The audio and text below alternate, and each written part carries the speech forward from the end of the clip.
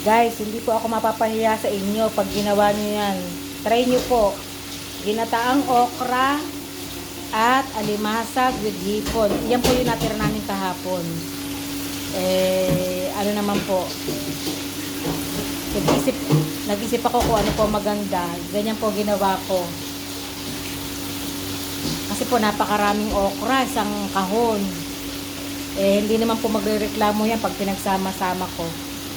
Ang nagpasarap po talaga yung coconut. At ito na po ang aming dalawang kalderong panin para mamaya. At ito yung aming manok para sa biryani. Ito naman po ang aming isda para din po mamaya sa ulam ng aming mga amo, salona. Salonang isda. Ang lalaki naman. Ito po ang amin, galunggong. Piprituhin ko lang po siya. Nagmamantika ang aking buka. Tapos na po akong magluto ng aming pananghalian. Pero yung sa amo namin, hindi pa. Ayan pa, nakasalang pa.